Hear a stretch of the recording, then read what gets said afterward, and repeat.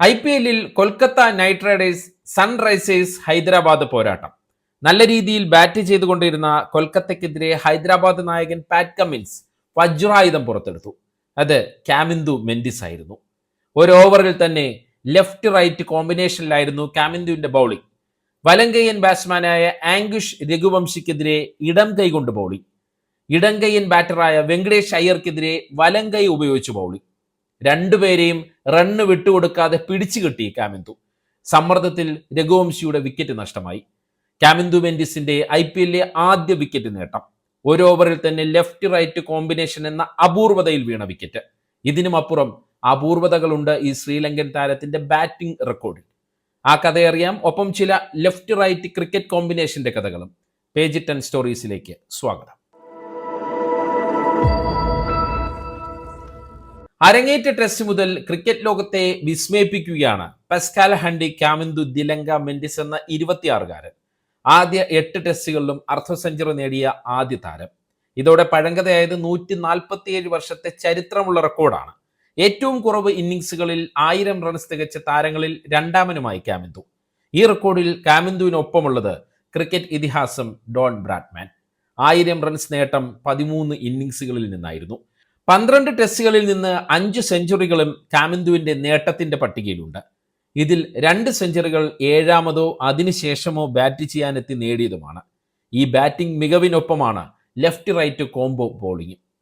10-ൽ 10 തികഞ്ഞ ഓൾറൗണ്ടറാണ് ആ അർത്ഥത്തിൽ കാമിന്ദു.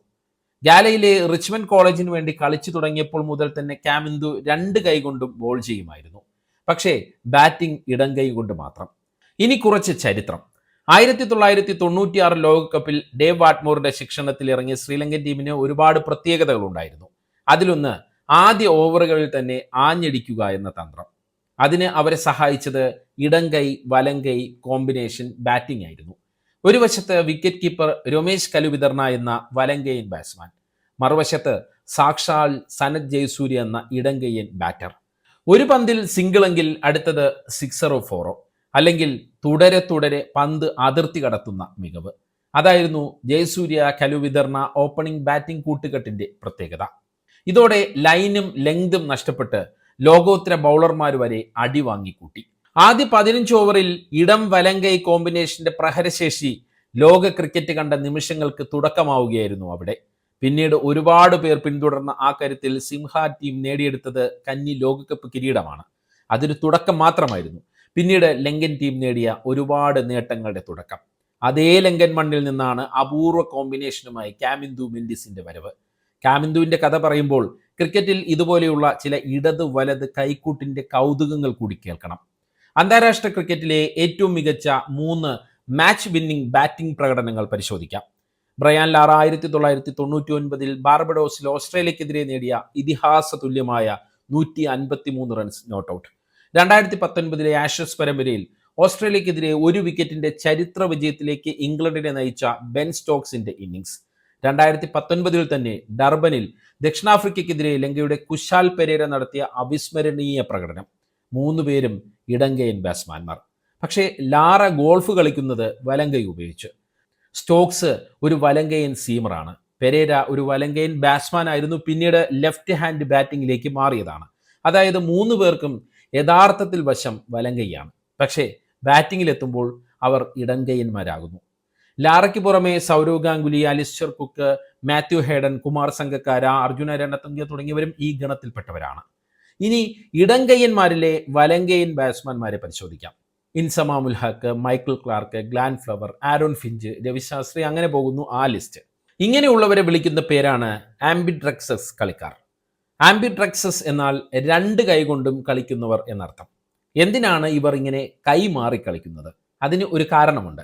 ബാറ്റ് പിടിക്കുമ്പോൾ സ്വാഭാവിക കരുത്തുള്ള കൈ മുകളിൽ പിടിക്കുന്നത് കാരണം കൂടുതൽ കരുത്തോടെയും നിയന്ത്രണത്തോടെയും ടൈമിങ്ങോടെയും ബോളിനെ നേരിടാം, പ്രതിരോധിക്കാം, ഷോട്ട് വായിക്കാം.